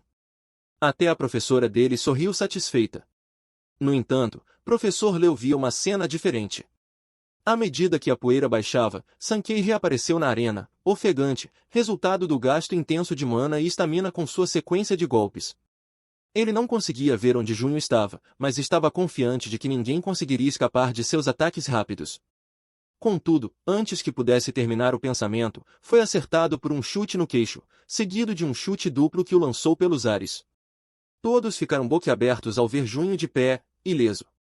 Junho usou a habilidade corte ondulante, ativando seu efeito passivo, e atingiu Sankei com força total. Sankei caiu no chão violentamente, cuspindo sangue antes de desmaiar. Apesar da grande velocidade de Sankei, ela não se comparava à agilidade de quase 100 pontos de Junho. Toda a praça ficou em silêncio. A luta havia acabado em menos de 30 segundos. Sankei, um dos melhores talentos da academia, foi derrotado com facilidade. Junho caminhou até a borda da arena, olhou para Lu Jingjing e perguntou: "Ainda quer lutar?" Com uma expressão amarga, Lu Jingjing balançou a cabeça, sinalizando sua rendição. Com a desistência dela, o salão, antes em silêncio, explodiu de atividade. Muitos pediram desculpas por terem duvidado e insultado Junho, agora mudando completamente de opinião. E assim, a percepção geral foi totalmente transformada. Num mundo onde apenas os fortes são reverenciados, as pessoas respeitam quem tem poder, e Junho incorporava isso perfeitamente. Lu Jingjing, que antes desprezava Junho, agora parecia nutrir sentimentos diferentes por ele. Coitado do Sankei, levou uma surra, e agora a garota por quem ele suspira está suspirando pelo protagonista. Enfim, Entre todos os presentes, apenas o professor Leu conseguiu ver claramente o que aconteceu na luta anterior. A velocidade de reação impressionante de Junho e a precisão no momento de executar suas habilidades deixaram o professor Leu profundamente impressionado. Ele acreditava que nem mesmo em sua juventude conseguiria se comparar a Junho. A intuição do professor Leu começou a captar algo extraordinário. Sendo ele próprio um profissional de transferência de terceira classe, ele achava que Junho poderia alcançar o difícil e elevado nível de transferência de quarta classe, e até mesmo o lendário nível de quinta classe não parecia impossível. O potencial de Junho ultrapassava todas as expectativas do professor. Naquele momento, o professor Leu sabia que precisava agir para garantir que Junho permanecesse na sua academia, evitando que outras instituições o aliciassem antes do exame final. Após uma análise cuidadosa, ele tomou uma decisão chocante. Quando o professor Leu falou de repente, o salão inteiro ficou em silêncio. Ele pediu atenção a todos os alunos, pois estava prestes a fazer um anúncio importante em nome da escola. Todos os olhos se voltaram para ele. Então, ele anunciou que, em virtude da performance excepcional de Junho, ele estava sendo recompensado com 1 milhão de moedas Estrela Azul, além do título honorário de estudante prodígio. Esse anúncio chocou todos os presentes. Até mesmo os professores ficaram boquiabertos. Esse título honorário não era concedido há quase 20 anos, e todos os alunos que o receberam no passado foram considerados prodígios de geração. O último aluno a recebê-lo se tornou um poderoso profissional de transferência de quarta classe. No entanto, Junho não entendeu completamente a importância desse título, chegou até a se perguntar se poderia trocar o título por algum dinheiro extra. A visão da professora da turma Rocket sobre Junho mudou completamente. Esse título indicava que o professor Leu acreditava que Junho se tornaria com certeza um profissional de quarta classe. Para ela, conseguir Junho em sua turma significaria ser mentora de um futuro grande nome, o que mudaria sua carreira. Com isso em mente, ela se aproximou de Junho lentamente, segurou seu braço e o colocou entre seus atributos, com um toque de timidez, convidando-o a entrar para a classe Rocket. Ela também se ofereceu para ser sua tutora pessoal pelo mês restante antes do exame final, e ao dizer tutora pessoal, mordeu os lábios de forma sedutora e deu ênfase pesada na palavra pessoal. Os alunos olhavam com inveja para Junho, já que essa professora era muito admirada, com cerca de 20 e poucos anos, corpo escultural e um rosto belíssimo, ela era a fantasia de muitos estudantes. Ela olhou docemente para Junho, segurando seu braço, esperando ansiosamente pela resposta dele. Mas, de repente, Junho retirou o braço com frieza, demonstrando total desinteresse. Com um olhar neutro, ele a encarou e disse diretamente que ela não tinha capacidade para ensiná-lo. Essa declaração mergulhou o salão em choque total, e o sorriso da professora travou no rosto. Claramente em estado de negação e fúria, ela se preparava para reagir, mas foi interrompida pelo professor Leu. Ele balançou a cabeça e explicou que Junho estava certo. Na verdade, ninguém na academia tinha capacidade para ensiná-lo. Isso porque ninguém era um vagante sem classe como Junho. Nem mesmo o próprio professor Leu, um profissional de terceira classe, tinha experiência com as técnicas e combinações únicas de um vagante sem classe. Talvez fosse raro até mesmo no Império encontrar alguém que pudesse ensinar a Junho. As palavras do professor Leu prenderam a atenção de todos. Ele explicou que o futuro de Junho só poderia ser moldado por ele mesmo. Se aproximando de Junho, ele o lembrou de que, ao escolher o caminho do vagante sem classe, ele enfrentaria inúmeras dificuldades e desafios. E esperava que Junho não se arrependesse nem desistisse no meio do caminho. Junho assentiu com firmeza, mostrando sua determinação no caminho que escolheu. Professor Leu, vendo essa convicção nos olhos de Junho, sorriu. Ele então autorizou Junho a estudar por conta própria no último mês, e disse que poderia procurá-lo a qualquer momento em caso de dúvidas. Ele também desejou a Junho grande sucesso no exame final. Todos os alunos invejaram o tratamento especial que Junho estava recebendo. Junho agradeceu ao professor Leu por todo o apoio e compreensão, mas tinha mais uma pergunta. Professor Leu, satisfeito com a atitude de Junho, encorajou-o a falar livremente. Junho, coçando a cabeça com um sorriso, perguntou: quando que o 1 milhão de moedas Estrela Azul vai cair na minha conta? Esse é o nosso Junho, que gosta mais de dinheiro do que de glória. Sensação fora da academia. Diversos veículos de mídia correram para cobrir o caso, lotando os portões da instituição para entrevistas, perguntando sobre os planos futuros de Junho, por que ele escolheu ser um vagante sem classe, e até solicitando entrevistas exclusivas. Apesar de os relatos incluírem tanto elogios quanto críticas, Junho não deu atenção a nenhum deles. Enquanto isso, Junho se dirigia à Associação de Gerenciamento do Apocalipse, uma das maiores organizações do planeta Estrela Azul, com filiais em praticamente todos os países. Uma das características únicas dessa associação era que ela possuía um portal que levava ao mundo principal do continente Apocalipse. Depois de passar pela segurança e confirmar sua identidade, Junho foi autorizado a atravessar o portal. 100 anos atrás, um grande desastre ocorreu, uma imensa fenda espacial se abriu no céu, de onde surgiram incontáveis feras e monstros ferozes, que começaram a massacrar a população da Estrela Azul. Militares e armas comuns foram inúteis contra eles. Esse evento aterrorizante lançou uma sombra de medo e tristeza sobre o planeta inteiro. Surpreendentemente, os monstros não destruíram o mundo por completo, como se estivessem apenas com fome e buscando um lanche. Eventualmente, eles se retiraram depois de se satisfazerem, mas a fenda no espaço permaneceu aberta. Esse desastre levou as nações da Estrela Azul a colocarem suas diferenças de lado e se unirem historicamente pela primeira vez. Os melhores cientistas do mundo foram reunidos com uma única missão: estudar essa fenda espacial remanescente. A visita de Junho ao continente do Apocalipse fazia parte de sua preparação para o exame final que se aproximava. Nessa terra misteriosa, ele tinha muitas tarefas, com o principal objetivo de alcançar rapidamente o nível 20. Junho, junto com outros, entrou na matriz de teletransporte, e no momento seguinte, eles apareceram nas Ilhas Estilhaçadas, uma zona designada para profissionais entre os níveis 13 e 18. A arquitetura ao redor e suas memórias de sua vida passada batiam perfeitamente, fazendo com que cada árvore e folha de grama parecessem familiares. Junho respirou fundo, se deixando imersar na aura do mundo do Apocalipse, um sentimento de nostalgia o envolvia. Ali, o ar estava cheio de gritos de jogadores procurando parceiros para o par de nível. Enquanto a maioria preferia subir de nível caçando monstros, Junho, com seu conhecimento da vida passada, sabia os melhores pontos para subir de nível, os locais secretos no mapa e as missões ocultas. Ele saiu lentamente da zona segura e se dirigiu a uma casa antiga numa floresta distante. A casa parecia abandonada, com madeira podre e a porta quebrada. Junho inspecionou cuidadosamente e então entrou, revirando os escombros. Logo, ele encontrou uma carta escondida sob uma pilha de madeira e pedras, oculta entre o pé e o assento de uma cadeira, muito bem escondida. Junho abriu a carta e leu rapidamente. Ela descrevia que o autor, enquanto pescava no mar, viu uma sombra escura gigantesca sob a água. Ao tentar fisgá-la, a sombra desapareceu. Ele compartilhou a descoberta com os moradores da vila, mas ninguém acreditou nele. A carta expressava esperança de que alguém um dia confirmasse a existência daquela sombra perigosa no mar. Logo em seguida, o registro de missões de Junho foi atualizado, indicando que ele havia aceitado uma missão oculta chamada A Sombra Desaparecida.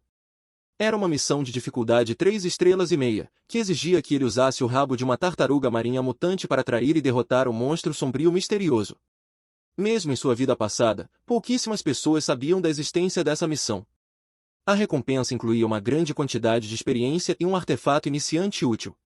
Junho se dirigiu à praia mais próxima, um ponto central de surgimento de tartarugas marinha mutantes, que já estava cheio de jovens profissionais competindo para caçar as criaturas. De repente, um pequeno grupo que enfrentava mobs foi atacado por várias bolas de fogo vindas do céu. 2 deles saltaram para trás para desviar, enquanto o outro invocou um escudo mágico. Um dos membros, que não conseguiu desviar a tempo, foi atingido e sofreu queimaduras graves no braço. Seus colegas confrontaram furiosamente um profissional chamado Ethan, acusando-o de quebrar a política escolar contra combates entre alunos. Ethan, um espadachim mágico de nível 14, estava acompanhado de 2 magos do mesmo nível, um homem e uma mulher. Diante das acusações, Ethan não só não se desculpou, como riu, dizendo que estava apenas caçando mobs, e que se o outro se machucou, o problema era dele. Eles entraram descuidadamente no alcance da habilidade de Ethan. Ethan parecia extremamente arrogante quando foi confrontado pelos estudantes que protestavam. Ele deu um sorriso de desdém, declarou que toda a praia era seu território e ameaçou os outros para que saíssem dali. Quando um aluno respondeu em voz alta, dizendo que se tratava de uma área pública, Ethan desapareceu de repente, e reapareceu atrás do estudante, arranhando levemente sua bochecha com uma adaga. Mesmo assim, o aluno não demonstrou medo algum, apesar de Ethan ter quebrado as regras. Diante da atitude de Ethan, os outros estudantes se sentiram impotentes. Embora estivessem indignados, não havia muito que pudessem fazer além de sair dali com seu colega ferido. Afinal, Ethan era de uma das 10 melhores universidades, claramente alguém que eles não tinham como enfrentar. Nesse momento, a maga do time de Ita notou outra pessoa matando tartarugas marinhas mutantes à distância. Eles logo perceberam que era um vagante sem classe de nível 14, e como ele estava sozinho, Ethan rapidamente entrou em ação. Ele usou sua habilidade de corrente provocadora para atrair as tartarugas próximas. O plano era simples. Ita atrairia os monstros, enquanto os dois magos usariam magias em área para eliminar todos, garantindo que ninguém mais conseguisse pegar nenhuma tartaruga sequer. Junho percebeu rapidamente que as tartarugas estavam sendo puxadas para uma direção específica, e entendeu que alguém estava tentando monopolizar os monstros. Ele sacou na hora o plano de Ita, e se lembrou de como isso terminava em sua vida passada. Vendo a cena, alguém riu e comentou: esses três idiotas nem conseguiram roubar os monstros direito, e no processo, ainda ajudaram outra pessoa a ficar com todos eles. Isso foi satisfatório. Se acham tão arrogantes aqui no continente do Apocalipse, não têm ideia do quão vastos são o céu e a terra. Desta vez, pisaram em uma placa de ferro. O líder do grupo, Jin Hong, advertiu: Monitor, não haja por impulso. Um dos colegas, Yan-Er, ficou surpreso ao ver o dano causado por Chan Jun, e disse: o dano desse cara foi maior que o de todos nós juntos, é melhor tomarmos cuidado. Jin Hong olhou para Junho e disse: Shen Qian, lembrarei do seu nome. Tenho certeza de que nos encontraremos novamente. Vamos! Mas Chan Junho olhou para eles com os olhos vermelhos de raiva e gritou: eu disse que vocês podem ir?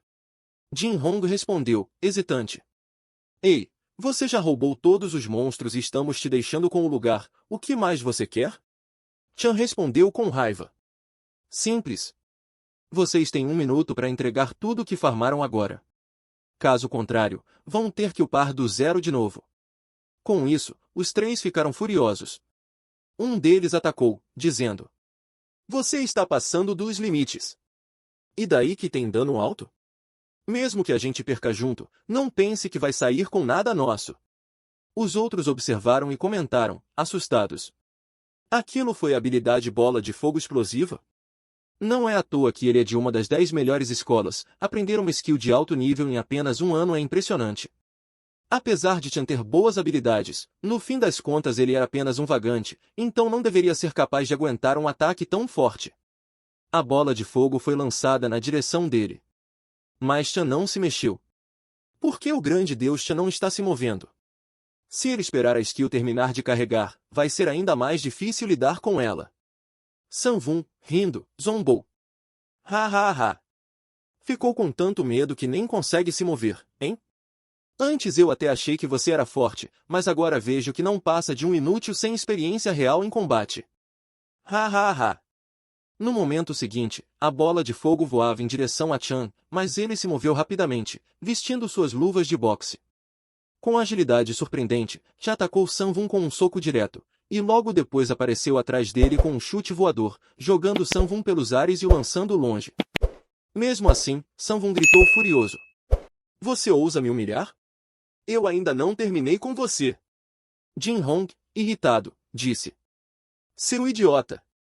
Já não se envergonhou o suficiente? Depois disso, os três entregaram todos os seus itens para Chan, e Jin Hong disse, envergonhado: colega Chan, fomos impulsivos. Espero que aceite esses itens.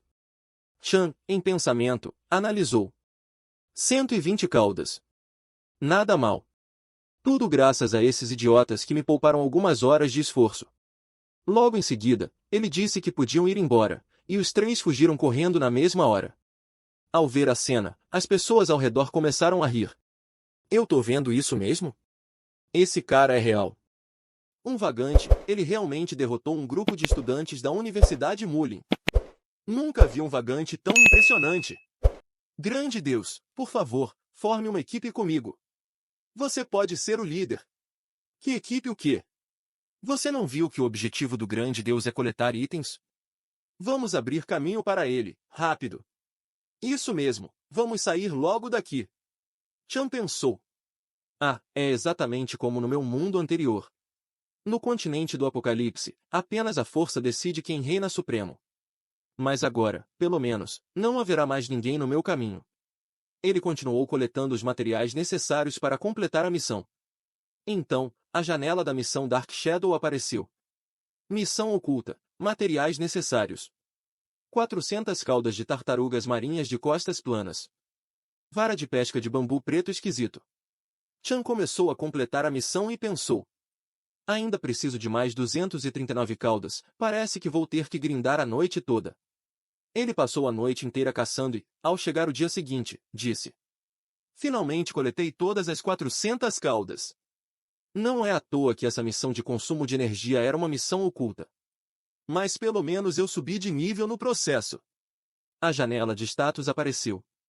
Chan, sorrindo, pensou: depois de usar meus 6 pontos de atributo não atribuídos em agilidade, minha agilidade finalmente ultrapassou a barreira dos 100 pontos.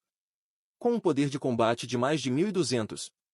Acho que nem muitos dos novos estudantes de primeira linha conseguiriam algo assim. Com tudo pronto, ele disse: hora de completar a missão e obter aquela arma para iniciantes. A cena então muda para a Universidade Mullin. Jin Hong fala com seu grupo. Monitor, será que é mesmo necessário tanto esforço só para lidar com um vagante? Jin Hong respondeu: o que você sabe? Mesmo sendo só um estudante, as habilidades de movimento daquele garoto são muito incomuns. Se queremos acabar de vez com ele, não podemos ser descuidados. Então ele perguntou para Yan e São E: como está a tarefa que eu passei para vocês? Yan, sorrindo, respondeu: monitor, já coloquei alguém para vigiar o Tianjimo. Não tem como ele causar problemas. São En também falou sorrindo: eu também entrei em contato com os melhores alunos do primeiro ano. Por respeito a você, monitor, eles todos concordaram em ajudar. Jin Hong, ouvindo isso, ficou muito satisfeito e disse: ótimo trabalho! Agora só falta mais uma pessoa. Yan, assustado, perguntou: você está falando do Guiyun, o primeiro colocado da província? Isso mesmo, respondeu Jin Hong. Dizem que ele não só tem um talento de rank S, mas também possui enorme poder mágico. Em apenas um ano, ele atingiu o nível 21 e se tornou o indiscutível estudante mais forte. São En comentou: mas também dizem que ele é muito arrogante. E que não faz nada como favor para ninguém. Você acha mesmo que vai conseguir recrutá-lo? Jin Hong respondeu com um sorriso frio: quem neste mundo recusa dinheiro? Se ele disser que não tem interesse em dinheiro, é só oferecer ainda mais. De repente, houve uma explosão, causada por Sun Wei, levantando muita poeira. Jin Hong bateu palmas e disse: não é à toa que você é o número 1 da Universidade Mullin. Usar a habilidade de bola de fogo explosiva com esse nível de precisão é impressionante. Depois de algum tempo limpando o local, vemos o rosto de Guiyun em pé sobre um pilar. Ele, surpreso, disse: este lugar está abandonado há meses. Me pergunto qual é o propósito do jovem mestre da família mais rica de Tian'ai, a família Jin, vindo até aqui. Jin Hong, surpreso por Guiyun saber quem ele era, foi direto ao ponto. Colega Guiyun, eu gostaria de te convidar para participar de um plano de combate. Mas Guiyun respondeu friamente: não estou interessado. Depois de dizer isso, ele virou as costas e começou a ir embora. Jin Hong gritou atrás dele, furioso: colega Guiyun, ainda não terminei. Eu não vim aqui esperando que você ajudasse de graça. Você está prestes a fazer sua segunda mudança de classe, certo? Eu posso fornecer todos os recursos que você precisa para isso. Guiyun respondeu: não, obrigado. E continuou saindo. Jin Hong e seus colegas tentaram detê-lo. Ah! Não vá embora! Então, Jin Hong revelou seu verdadeiro motivo. Colega Guiyun, para ser sincero, estou pedindo sua ajuda para dar uma lição a um certo aluno. Se você aceitar, aceitarei qualquer condição que você impuser. Ontem, nós fomos humilhados brutalmente por ele. Ouvindo isso, Guiyun colocou a mão no pescoço e... Guiyun diz: ele é apenas um estudante de nível 14, mas a força dele é tão imensa que nem mesmo a força combinada de nós três foi suficiente para enfrentá-lo. Jin Hong fica surpreso ao ouvir isso, e ao ver Guiyun começando a ir embora, ele grita: além disso, ele é apenas um vagante. Ao ouvir isso, Guiyun faz uma expressão perigosa e diz: um vagante, é? Interessante. Eu originalmente achava que todos os estudantes da província do mesmo grau eram lixo. Mas desta vez, finalmente encontrei um oponente que despertou meu interesse. Depois disso, vemos Chan indo para a loja de equipamentos de pesca.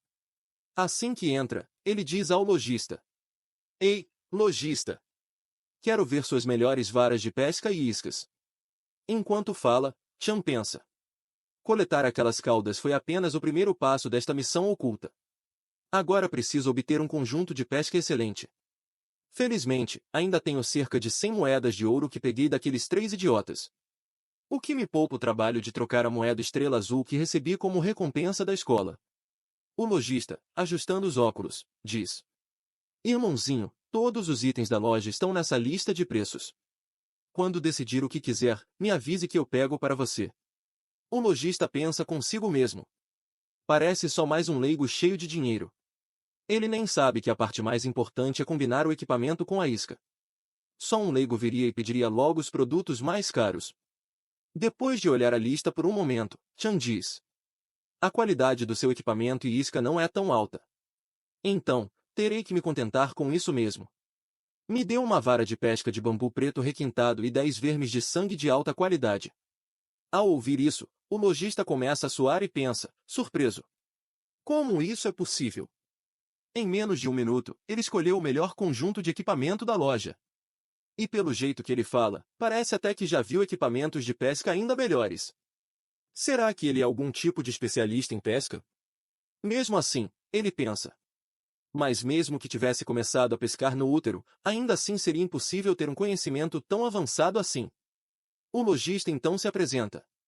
Meu nome é Yui. E vendo seu jeito único, será que você vem de uma família renomada de pesca do Apocalipse? Chan responde. Não, pescar é apenas meu hobby. Chan pensa consigo mesmo. Parece que o lojista entendeu tudo errado. Na verdade, no meu mundo anterior, essa era a combinação inicial de equipamentos mais eficiente que praticamente todo mundo usava. Yui, sorrindo, diz: Jovem, vejo que você tem um bom olho. Que tal isso? Vou te dar um desconto. Tudo o que você quiser, ficará apenas por 10 moedas de ouro. Yui pensa. Mesmo que ele não venha de uma família de pesca importante, certamente não é uma pessoa comum. Se eu tiver a chance de ficar em bons termos com ele, que mal pode haver? O lojista então segura a mão de Chan e, sorrindo, diz: Se no futuro você pescar alguma coisa boa, pode trazer aqui para vender. Garanto que você não terá prejuízo. A cena muda. Do outro lado, vemos estudantes caçando monstros na beira-mar. Chan está em pé sobre uma pedra, pensando. Agora que tenho as caudas de tartaruga marinha e o equipamento de pesca. Só falta uma coisa. Se eu me lembro bem do meu mundo anterior. Naquela pequena ilha ali na frente. A cada 72 horas surge um chefe raro. Mesmo não sendo tão longe da Vila dos Novatos. A maioria dos iniciantes não consegue enfrentar esse chefe. Então, pouquíssimas pessoas vão até lá. Vemos Chan saltando no mar, pensando e sorrindo. O item que preciso é um drop desse chefe raro. Um item que permite respirar debaixo d'água. Para garantir o sucesso da missão Dark Shadow. Esse item é absolutamente essencial. Após mergulhar no mar, as pessoas ao redor ficam confusas e comentam. Droga, alguém acabou de pular no mar. Você deveria saber que o limite para ficar submerso no continente do Apocalipse é apenas 2 minutos. Se passar disso, você sofre dano equivalente a 10% da sua vida máxima a cada segundo. Ou seja, não importa quanto HP você tenha. Em 10 segundos você se afoga imediatamente. Além disso, estando na água, você atrai muitos monstros. E somando com as punições cruéis pela morte. No continente do Apocalipse, em condições normais, ninguém se atreve a entrar na água imprudentemente. Depois que te mergulha no mar, as pessoas ao redor começam a comentar. Esse cara é incrível demais. O ambiente no fundo do mar é muito mais complicado do que em terra firme. Nunca vi um novato que tivesse coragem de entrar sozinho no mar. Ele não tem medo de encontrar monstros desconhecidos? Então vemos 2 pessoas escondidas atrás de uns arbustos, ouvindo a conversa e cochichando entre si. Irmão, todo mundo tá falando o quanto é perigoso entrar no mar. Será que ainda devemos ir atrás dele? O outro responde. Riqueza e glória vêm do perigo. A quantia que Xiao Yaner prometeu pagar no final é suficiente para vivermos confortavelmente por anos. Além disso, ouvi dizer que nessa área do mar não há muitos monstros perigosos. Vamos achar um lugar sem ninguém por perto e entrar rapidamente. Depois de um tempo, Chan sai do mar e chega à praia, onde precisa completar sua missão. Vemos que os dois homens também o seguem até uma ilha e, escondidos atrás de uma pedra, falam: vamos apenas segui-lo até aqui. Essa ilha é tão pequena que, mesmo correndo em volta dela, não levaria nem 10 minutos. Se nos aproximarmos demais, corremos o risco de sermos descobertos. Já que Xiao Yaneiro está oferecendo tanto dinheiro, esse cara deve ser realmente forte. Nunca entre em confronto direto com ele, entendeu? Entendido, irmão. Se ficarmos escondidos atrás desta pedra, não importa para onde ele vá, não vamos perdê-lo de vista. Após andar um pouco, Chan chega ao local onde deve completar sua missão oculta. Ele pisa em uma linha d'água no chão, e imediatamente uma coisa verde, semelhante a uma gosma, começa a voar no ar. Chan rapidamente saca seu cajado, sorri e diz: parece que minha sorte está boa. Pouco depois, vemos a criatura. Slime verde que se transforma em um enorme monstro. Slime pegajoso radioativo. Nível 18, Elite rara, criatura elemental. HP, 3500. Assim que aparece, Chan começa a atacar o monstro, enquanto o monstro também investe contra ele. Chan, desviando com facilidade, pensa: se eu me lembro bem, se for atingido pela lama corrosiva, sofrerei uma redução de 30% na velocidade e 50% de dano reduzido. E ainda poderá acumular esses efeitos várias vezes. Se eu for atingido uma vez, com o poder de ataque que tenho agora, perderia mais da metade do meu dano. Não posso me permitir ser atingido de jeito nenhum. Enquanto desvia, Chan muda sua habilidade. Troca de arma, onda cortante de espada longa. Assim que troca, ele ataca o monstro. O HP do slime começa a diminuir e pedaços de lama voam para todos os lados.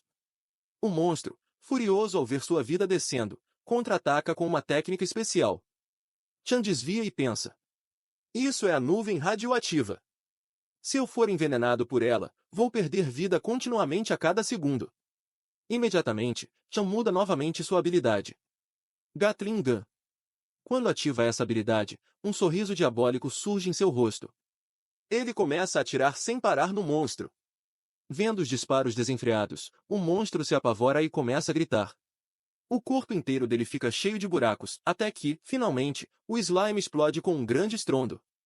Após a explosão, Chan cai de joelhos no chão e diz: consegui! Depois de derrotar o monstro, ele completa a missão e recebe um item. Cajado da videira d'água. Chan, sorrindo enquanto segura o cajado, diz: nada mal. Tem o mesmo efeito que no meu mundo anterior. Pensando e sorrindo, ele conclui: agora que todas as minhas preparações estão completas, é hora de pescar aquele Dark Shadow desaparecido. O que virá a seguir será uma batalha difícil e feroz. Afinal, estamos falando do chefe oculto mais forte da Vila dos Novatos. Todo esse preparo foi feito especialmente para isso. Para aumentar minhas chances de completar essa missão, pensava Chan, quando seus olhos caem sobre os dois homens escondidos atrás da pedra. Chan sorri e fala para si mesmo: desde ontem esses dois ratos sorrateiros estão me seguindo sem parar. Já que vocês são tão pacientes, por que não continuam me esperando aí?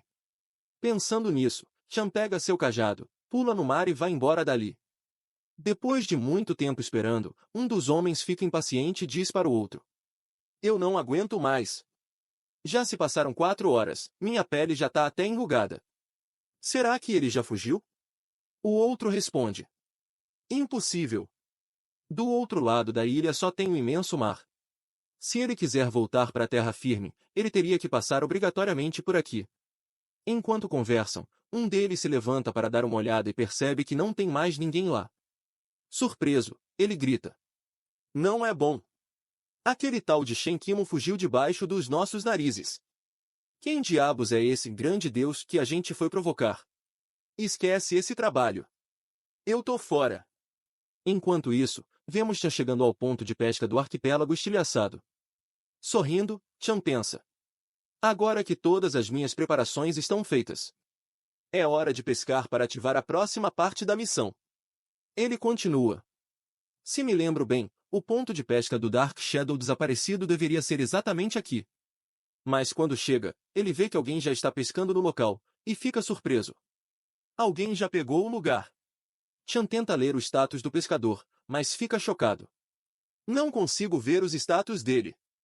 Em Apocalipse Mainland, se há uma diferença de nível muito grande, o jogador de nível menor não consegue ver os status do jogador de nível maior. Suando frio, Chan pensa. Quem é esse cara? O pescador vê Chan, amigavelmente, diz. Jovem amigo, também veio pescar? Venha, eu dou um espaço para você. Chan fica surpreso com a gentileza, sem saber o que responder. Então o homem continua. Jovem, é bom ser cauteloso. Mas saiba que, com sua força atual, eu poderia te derrotar facilmente. Se quiser pescar, sente-se aqui ao meu lado. Depois de ouvir isso, Chan se senta e começa a pescar, pensando. Vou só pescar um pouco até ele sair, depois continuo minha missão. Observando Chan, o pescador pensa. Ele não é arrogante nem humilde. Não tentou se exibir na minha frente. Esse garoto tem coragem. 2 minutos depois, vemos Chan pegar seu primeiro peixe. Muito feliz, ele pensa. Dei sorte. Peguei um peixe de qualidade 8B logo de primeira. No meu mundo anterior, minhas habilidades de pesca sempre foram consideradas das melhores. O pescador observa e pensa. Sua sorte é realmente boa. Em poucos minutos, Chan pesca vários peixes, ficando cada vez mais contente. O homem, observando, fica pasmo. Eu estou pescando aqui há meio-dia e não peguei nada. Como ele está conseguindo isso? Então, ele fala para Chan, sorrindo. Jovem, numa idade tão jovem, ter tanto conhecimento em pesca é algo admirável. Enquanto elogia, o homem também pensa. Pelo que vejo, não é apenas sua habilidade em pesca que é impressionante. Suas habilidades individuais também são notáveis. Deixa eu testar ele. Pensando nisso, os olhos do homem ficam vermelhos e ele ergue a mão para atacar Chan. Chan, vendo o ataque, se posiciona rapidamente, coloca a arma no ombro e fala. O caminho do vagante? Por que eu não deveria trilhar esse caminho? Ao ouvir as palavras de Chan, o homem para o ataque, voltando à posição normal, diz. Entendi. Com um talento tão inigualável, mesmo andando no caminho do vagante, você alcançará alturas que poucos sonhariam. Jovem amigo, você gostaria de me aceitar como seu mestre? Chan responde educadamente. Senhor, muito obrigado pela boa intenção. Mas prefiro trilhar esse caminho sozinho. O homem sorri, compreendendo, e começa a ir embora. Antes de sair, ele joga algo para Chan e diz. Já que você já decidiu seu caminho. Já que você fez sua escolha, não vou insistir, disse o homem. Mas se um dia mudar de ideia, minha porta estará sempre aberta para você. Tome este anel. Se algum dia estiver em apuros, pode me procurar na associação de gerenciamento sempre que precisar. Então vemos Chan segurando o anel que o homem jogou para ele. Olhando para o anel, Chan fica confuso e pensa. Em que época a gente está vivendo para ainda ter que usar isso para mandar mensagens? Enquanto isso, vemos Jin Hong reunindo 15 a 20 garotos para atacar Chan, rindo com um sorriso maligno. Ele pensa. Hoje, Chan Cao vai morrer. Então vemos Jin Hong falando para Gu. Colega Gu, vai ser com você na linha de frente. Gu responde. Vou deixar esse grupo de fracotes testar a força dele primeiro. Se ele for tão forte quanto você diz, então vou ter uma luta e tanto. Logo depois, vemos Jin Hong e o grupo avançando. Um dos funcionários da universidade, vendo a movimentação, liga para um oficial e diz. Chefe Wu, Jin Hong levou umas 20 pessoas com ele para o Apocalipse Mainland. Vai dar problema. O oficial, surpreso, responde. Ziu Zhang, corra e siga eles. Se acontecer algo grave, me avise imediatamente. Depois de desligar, o oficial coloca as mãos na cabeça, irritado. Esse garoto da família Jin só sabe causar encrenca. Hoje, não podemos deixar ele causar mais um grande problema. Enquanto isso, Chan segue pescando sozinho, pensando. Isso não deveria ser possível. Usar 400 iscas e ainda não pescar o Dark Shadow? Eu, que fui um imperador no meu mundo anterior, não virei apenas um chefe de tribo, né? Nesse momento, Jin Hong e o grupo chegam até Chan. Jin Hong sorri e diz. Shen Cao, quanto tempo? Tenho medo que hoje você não consiga mais pescar. Chan, vendo o grupo todo, sorri e responde. Hã? Vocês são aqueles 3 fracassados, né? Precisaram chamar reforço porque não conseguiram me derrotar sozinhos? Nunca imaginei que a renomada Universidade Mulin tivesse essa tradição tão única. Gu olha para Chan e pensa. Então ele é o famoso vagante, interessante. Ao ouvir as palavras de Chan, todos ali, inclusive Jin Hong, ficam furiosos e começam a gritar. Maldito! Você insultou a Universidade Mulin. Hoje a gente vai te matar até você voltar para o nível 1. De repente, vemos que algo enorme fica preso na vara de pesca de Chan, e um aviso aparece na tela. Com um sorriso malicioso, Chan ri. Finalmente chegou. Ele puxa com força, e um monstro gigantesco emerge da água. Todos que estavam ali ficam apavorados, pensando. O que é isso? Será que é o boss oculto? Chan tinha acabado de pescar um monstro desconhecido. Após algum tempo, o monstro sai completamente da água e encara o grupo. Todos ficam paralisados de medo, inclusive Gu, que pensa. Chefe de elite nível 22. Mesmo para mim, seria difícil vencer sozinho. Será que isso tem a ver com aquele vagante de nível 15? O monstro começa a se mover rapidamente em direção a eles e ataca, fazendo vários voarem para longe. Gu consegue desviar e contra-ataca imediatamente, diminuindo a vida do monstro. Enquanto isso, todos os outros garotos que vieram com Jin Hong correm para atacar Chan. Chan, vendo o movimento deles, analisa rapidamente.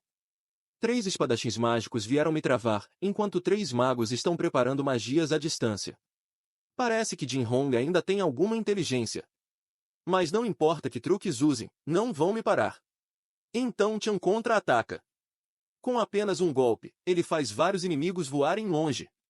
3 garotos tentam lançar um feitiço juntos, levantando as mãos no ar, mas Chan ataca de novo e os manda voando ainda mais longe. Enquanto isso, com o ataque de Gu, a barra de HP do monstro desce bastante, e ele entra em sua segunda fase. De repente, água começa a inundar tudo, e todos ali começam a se afogar. Vendo essa cena, Chan fica muito feliz e começa a pensar. Finalmente entrou na segunda fase. Na água, é onde eu governo. Enquanto todos se afogam, eles olham para o monstro e começam a gritar. Príncipe Najak entrou na segunda fase. Faltam 30 segundos de invencibilidade imóvel. Se sentindo impotente na água, Sang-Hun pergunta para Jin Hong. Monitor da turma, o que a gente faz agora? Essa área é muito desfavorável para os nossos magos. Não tem como ninguém ficar muito tempo debaixo d'água, a cada 2 minutos a gente precisa subir para respirar. Ao mesmo tempo, Zhao Yanir também fala para Jin Hong. Monitor da turma, vamos esquecer essa história de matar o Chanju e sair daqui. De qualquer jeito, o príncipe Najak vai acabar matando ele também. Ouvindo isso, Jin Hong fica furioso, faz uma cara de ódio e grita. Que droga! Tanta dificuldade para trazer esse monte de gente logo tinha que aparecer um boss estranho desses? Até os céus estão ajudando o Shenkamu agora. Isso não é justo. Vendo todos brigando, Gu diz para Jin Hong. Se quiserem, podem ir embora primeiro. Eu vou fazer uma visitinha para aquele vagante. Ouvindo as palavras de Gu, Jin Hong olha para ele e pensa, sorrindo. Ótimo. Enquanto tivermos o Guiu, ainda temos uma chance. Logo depois, Jin Hong grita para todos os companheiros. Mesmo que estejamos super desconfortáveis aqui, o Shen Kao também deve estar. Vamos esquecer o príncipe Najak por enquanto e focar só em matar o Chan Kao. Se matarmos ele, eu dobro a recompensa de todos. Ao ouvir isso, todo mundo fica animado e eles começam a avançar para atacar Chan. Vendo o ataque, Chan pensa sorrindo. Mesmo no meu território, esses lixos ainda acham que podem me matar. Assim que pensa isso, vemos todos atacando Chan, mas ele usa sua agilidade para desviar de todos os golpes. Chan também olha para o monstro e pensa. O tempo de invencibilidade do boss está quase acabando. Se eu continuar enrolado aqui, pode ficar complicado até para mim. Então, de repente, o monstro começa a gritar muito alto. Vendo isso, Jin Hong fica apavorado e pensa. Droga! Eu esqueci completamente, dentro da água, a existência mais assustadora não é o Shen Kao, mas sim. Nesse momento, o monstro usa seu golpe especial, Redemoinho do Mar Profundo. Todos são aprisionados pela habilidade do monstro. Presos e sem controle do próprio corpo, eles começam a gritar. Que força estranha é essa? Se for arrastado profundo do mar, não vai sair em 2 minutos. Me ajuda! Eu não quero morrer! Então, vemos que alguém tenta atacar o monstro. É o Gu, que usa sua habilidade bola de fogo explosiva. Mas, para sua surpresa, o ataque mal causa dano. Gu fica chocado e pensa. Como isso é possível? Eu usei toda a minha força e nem chegou à metade do dano normal. Vendo Gu desesperado, Jinhong pensa. Droga! Usar habilidades de fogo dentro do mar reduz muito o poder de ataque. Enquanto isso, os outros, sem conseguir respirar debaixo d'água, começam a falar. Com nossas habilidades atuais, não tem como lutar contra isso. Vamos fugir. O mais importante é sobreviver. Jinhong, vendo a situação crítica, diz para Gu. Colega Gu, o Tianjao vai morrer afogado de qualquer jeito. Vamos recuar agora. Gu concorda. Vou desafiar ele outro dia, vamos sair daqui. Imediatamente, todos começam a fugir desesperados. O monstro, vendo eles tentando fugir, fica furioso e grita. Humanos tolos! Agora que me irritaram, querem fugir. Com raiva, o monstro ataca todos eles. Uma luz branca preenche toda a água. No momento seguinte, vemos todos sendo congelados. Jinhong, congelado no gelo, pensa. O oxigênio acabou. Tempo restante até a morte, 10 segundos. Shen Cao, ainda não acabei com você, espere até eu renascer, vou te despedaçar. Agora, dentro da água, restam apenas 2 figuras vivas. O monstro e Chan. Então Chan olha para o monstro e diz. Agora somos só eu e você, príncipe Najak. Assim que ouve isso, o monstro ataca Chan com toda a força, e Chan se prepara para responder ao ataque.